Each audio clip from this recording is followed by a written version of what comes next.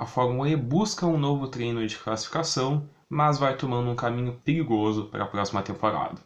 Meu nome é Vitor Fazio, GPS é comigo hoje, e eu vou falar aqui sobre as novidades na busca da Fórmula E por uma nova forma de definir o grid. Vem comigo.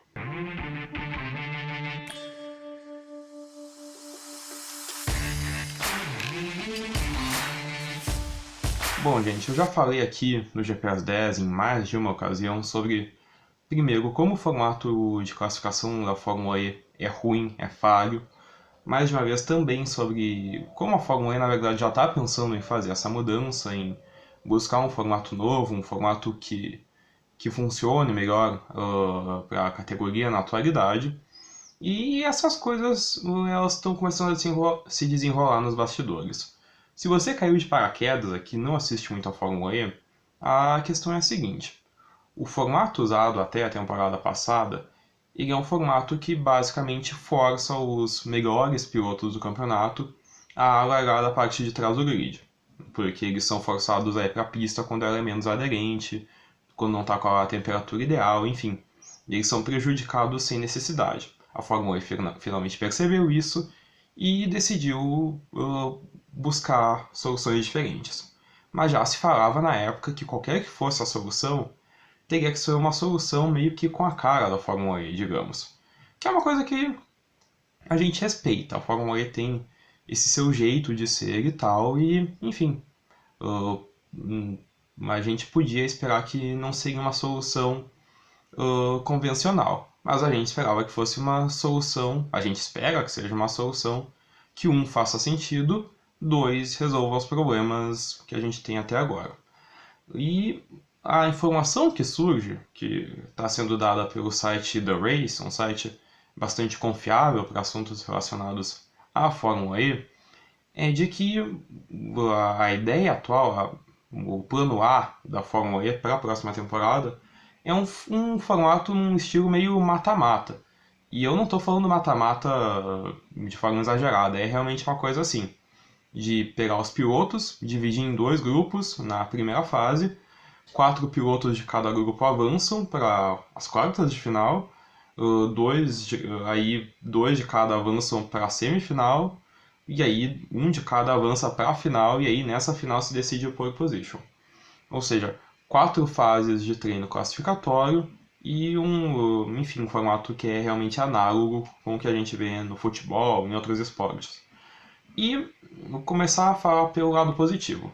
A parte positiva desse plano é que ele parece de fato capaz de acabar com os problemas que a gente tem até aqui. Sem um formato aparentemente capaz de parar de prejudicar os pilotos bons e beneficiar os pilotos ruins. Seria mais ou menos, em certa medida, pelo menos, em pé de igualdade. E aí, a parte negativa do plano, para mim, pelo menos, é o resto, porque é um formato que ainda é confuso, um formato que ainda não é muito fácil de compreender para o fã que não é um fã assíduo, o cara que, sei lá, só ligou a TV, tá passando o treino classificatório da Fórmula E.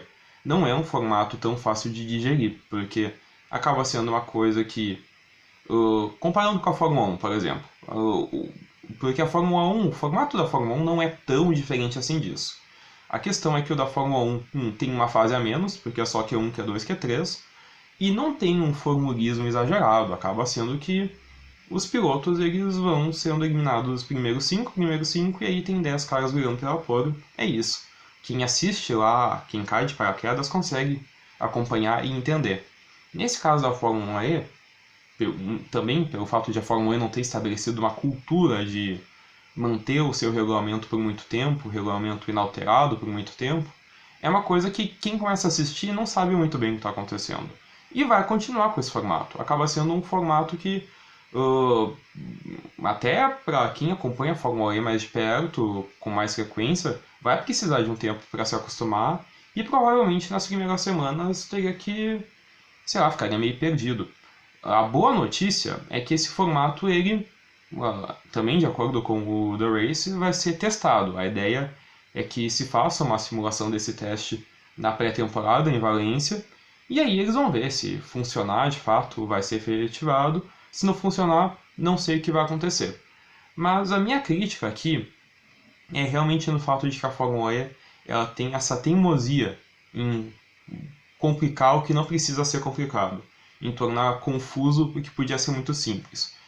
A gente olha para, sei lá, as outras grandes categorias do automobilismo, a gente olha para a Fórmula 1, como eu já citei, para a Indy, para a MotoGP, são categorias que conseguem ter treinos classificatórios empolgantes, com um sistema de eliminação, mas que, para quem acompanha lá pela primeira vez, não acaba sendo tão complicado de entender. E a Fórmula E pegou uma ideia de eliminação durante o treino classificatório e pareceu que só pela vontade de tornar confuso foi lá e deixou mais complicado. E é uma coisa que, como eu já falei, eu entendo a Fórmula E querer ser diferente, a Fórmula E querer ter esse estilo de Fórmula E.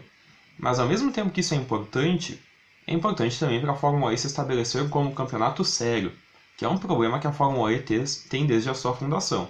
A Fórmula E lá no começo até não era tão criticada, mas de uns tempos pra cá virou toda essa coisa de é corrida de carrinho bate-bate, o resultado final da corrida não importa, porque todo mundo vai ser desclassificado depois. E por mais que algumas dessas críticas sejam exageradas, maldosas, elas têm um fundo de verdade. A Fórmula E, ela quer ser essa bagunça. Só que está sendo bagunça muitas vezes. Então, um formato classificatório sério, um treino classificatório mais fácil de digerir, seria um passo na direção certa para estabelecer a Fórmula E como uma categoria respeitável, mas ainda assim diferente, ainda assim uma categoria que prega a sustentabilidade e o desenvolvimento de, enfim, tecnologias sustentáveis para a indústria automobilística.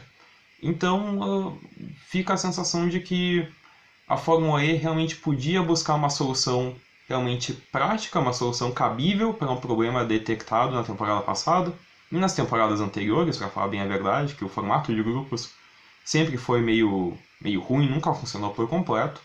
E agora, na chance de ouro de encontrar uma solução, vai tomando uma direção que eu considero perigosa.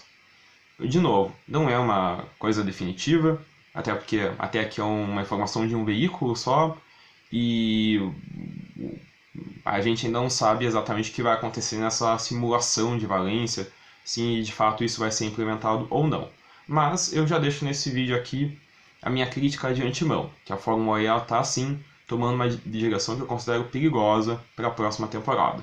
Temporada que já vai sofrer um pouco com esses carros, que não são tão bons assim de corrida e que pode piorar ainda mais com o formato de treino classificatório, que já nasce meio defeituoso. Tá certo, gente? Gostou? Não gostou? Concorda ou não concorda comigo? Comente sempre, interaja com a gente em todos os nossos canais do Grande Prêmio. Sempre conteúdo de muita qualidade para você, fã de esporte a motor, não só sobre Fórmula E, claro, sobre Fórmula 1, Indy, MotoGP, Stock Car, de tudo um pouco. Sempre conteúdo de muitíssima qualidade. Tá certo, gente? Um abraço para cada um de vocês e até a próxima. Tchau.